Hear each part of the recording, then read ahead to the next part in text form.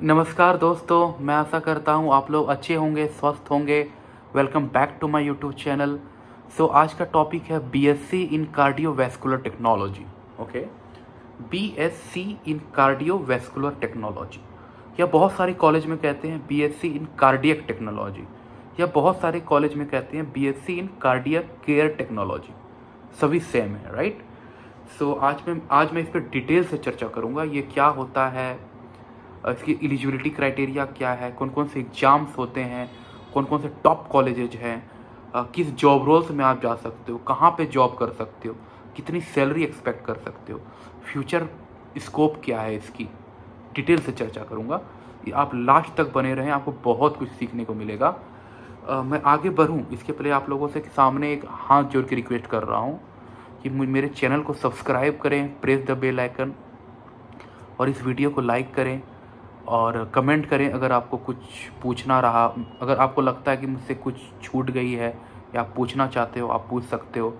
मैं हर comment section पढ़ता हूँ, हर कमेंट्स को देखता हूँ, कमेंट्स करता भी हूँ, और अपने दोस्तों के साथ, अपने क्लासमेट्स के साथ, अपने परिवारजनों के साथ इस वीडियो को ज़्यादा से ज़्यादा शेयर कर सके, ताकि मुझे मोटिवेशन मिल सके कि मैं इसे बहुत सारे टॉपिक्स को कवर कर सकूँ।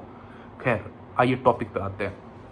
आज का टॉपिक है BSc in cardiovascular technology, BSc in cardiac care technology, BSc in cardiac technology. तीनों बराबर है, सेम है।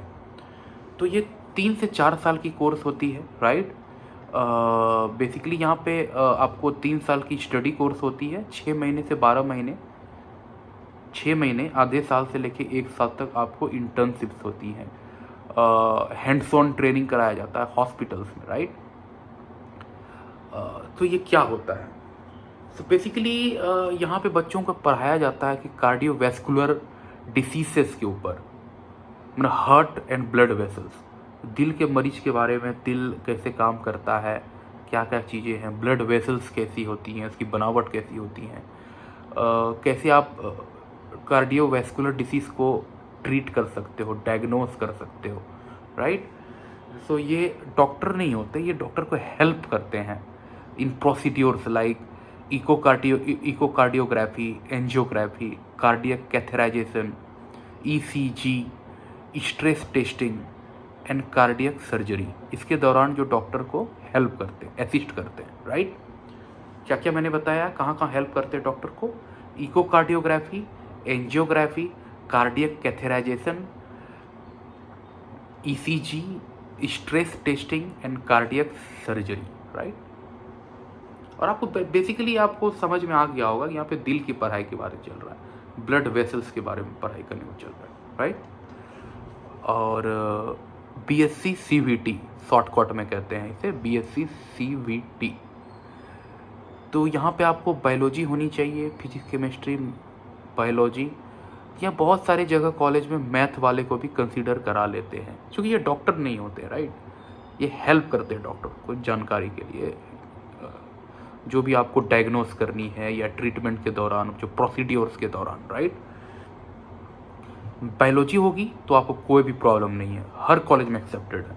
लेकिन मैथ होगी तो आपको कुछ चुनिंदा कॉलेज में है, बस यही अंतर है। मिनिमम परसेंटेज की बात करूं जो आपको 12th में लानी है, वो है 2nd डिवीजन, 45%, राइट। लेकिन मैं अपने व्यूअर के साथ ये एक्सपेक्ट करता हूँ, और मैं विनती भी करता हूँ, मैं चाहता भी हूँ कि आप मिनिमम 60% लाएँ, 1st डिवीजन लाएँ, ताकि आपको अच्छी कॉलेज मिल सके, आपको कोई प्रॉब्लम बाद में ना हो, राइट। और यहाँ पे इंग्लिश कंपलसरी है, बहुत सारी जगह इंग्लिश कंपलसरी नहीं है, लेकिन मोर देन 90% कॉलेजेज में इंग्लिश कंपलसरी है, क्योंकि यहाँ पे इंग्लिश वर्ड्स यूज होती है, टर्म्स यूज होती हैं। तो ऐसे बहुत सारी चीज़ें हैं जो कि आपको इंग्लिश में करना पड़ सकता है। हालांकि वो कॉमन वर्ड्स हैं, लोग तो सीख सकते हैं, वो बड़ी बात नहीं है, नहीं, लेकिन ये कॉलेज की रिक्वायरमेंट्स है, तो इसलिए मैं आपको कह रहा हूँ। इंट्रेंस एग्ज़ाम्स की बात करूँ, हालांकि बहुत सारी कॉलेज डायरेक्ट एडमिशन ले लेते हैं, लेकिन बहुत सारी कॉलेज ऐसे भी हैं जो रेपुटेड कॉलेज हैं, वो नीट के थ्रू ले लेते हैं, NEET UG, AIIMS paramedical entrance exam, JIPMER entrance, central university के लिए CUET यूजी हैं, और कुछ यूनिवर्सिटी लेवल्स एग्ज़ाम्स भी हैं like Amrita university entrance, Manipal entrance test, etcetera etcetera. जैसा कि मैंने आपको पहले बताया, 3 साल की क्लासरूम स्टडी है, 1 साल की इंटर्नशिप्स है।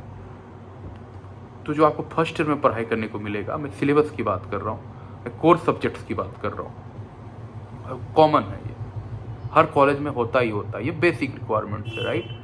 तो फर्स्ट ईयर में होगा human anatomy and physiology, biochemistry, basic pathology, medical physics, communication skills, basic of health care. Second year में जो आपको पढ़ाई करने को मिलेगा वो है cardiovascular anatomy and physiology, microbiology, ECG, echo, cardiac catheterisation techniques,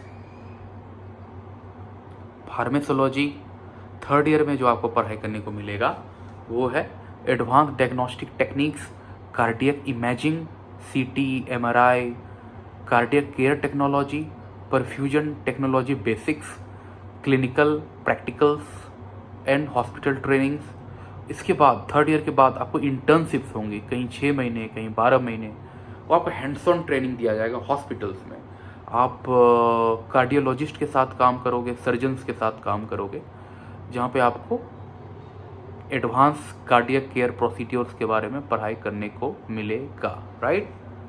अब मैं कुछ टॉप कॉलेजेस की बात करूँ इंडिया में, लाइक एम्स न्यू दिल्ली है, मणिपाल कॉलेज है, अमृता विश्वविद्यापीठम कोयम्बटूर है, चेन्नई की Sri Ramachandra institute of higher education है, वेल्लोर की क्रिश्चियन मेडिकल कॉलेज सीएमसी है, पुडुचेरी की JIPMER है, बेंगलोर की Rajiv Gandhi university of health science है, RGUHS, पुणे की DY पाटिल यूनिवर्सिटी है, मैंगलोर की कस्तूरबा मेडिकल कॉलेज है, जयपुर की निम्स यूनिवर्सिटी है। ये तो रहा कि आपने कॉलेज में स्टडी कर लिया, राइट। अब स्टडी के बाद जो आप बन सकते हो, किस जॉब रोल्स में जा सकते हो, हॉस्पिटल्स में, क्लिनिक्स में, या किसी हार्ट डॉक्टर के साथ, या किसी हार्ट स्पेशलिस्ट डॉक्टर के हॉस्पिटल्स में, राइट। वो है कार्डियक टेक्नोलॉजिस्ट है, इको टेक्नीशियन है, कैथलैब टेक्नीशियन है, कार्डियक सोनोग्राफर है, कार्डियक केयर टेक्नीशियन है, ICU टेक्नोलॉजिस्ट है, क्रिटिकल केयर टेक्नोलॉजिस्ट है, परफ्यूजनिस्ट है। अगर आपको कुछ फर्दर ट्रेनिंग कर लेते हो, कुछ ट्रेनिंग और कर लेते हो, आप परफ्यूजनिस्ट भी बन सकते हो। सैलरी एक्सपेक्टेशन की बात करूं तो आप बीइंग फ्रेशर, अगर आप फ्रेशर हो तो आप 2.5 लाख से 4.5 लाख महीने भी कमा सकते हो, राइट। अगर आपने 3 से 5 साल की एक्सपीरियंस ले ली तो आप 5 लाख से 7 लाख सालाना भी कमा सकते हो। अगर आप सीनियर लेवल पे चले गए या अब्रॉड भी चले गए, क्योंकि अब्रॉड में इसकी बहुत ज़्यादा डिमांड, हेल्थ केयर बूमिंग है, राइट। तो आप वहाँ पे 10 लाख से 20 लाख इक्विवेलेंट सालाना एवरी ईयर आप कमा सकते हो, राइट। क्योंकि देखिए हार्ट डिसीजेस की डिमांड बढ़ रही है, ये फ्यूचर स्कोप की बात कर रहा हूँ। हार्ट डिसीजेस की डिमांड केसेस राइज हो रही हैं, और इसकी डिमांड्स भी बढ़ रहे हैं। जितने भी प्रोफेशनल हैं जो इस फील्ड से जुड़े हुए हैं, क्योंकि हार्ट डिसीज बढ़ेगा तो यहाँ का भी, इस प्रोफेशनल की भी डिमांड बढ़ेगी, राइट। ये पैरेलली काम करता है, क्योंकि बीमारी होगा तो हॉस्पिटल चलेगा, अगर हार्ट डिसीजेस होगी तो इस फील्ड का भी डिमांड होगा। और हार्ट डिसीजेस हर साल बढ़ते जा रही है। अगर आपने डेटा को पढ़ा होगा, बहुत सारी मैं डेटा को देख रहा था, 1-2 दिन पहले की बात है, मैं एक डेटा को देख रहा था, पिछले 5 सालों में हर साल हार्ट डिसीजेस बढ़ती ही जा रही है, राइट। अगर किसी को लगता है कि इसके बाद मुझे प्रोफेसर बनी है, लेक्चरर बनना है, तो आप MSc भी कर सकते हो, MSc in cardiovascular technology, MSc in echocardiography.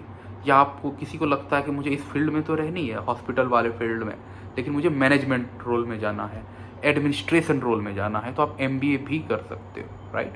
MBA in hospital management, ये कर सकते हो।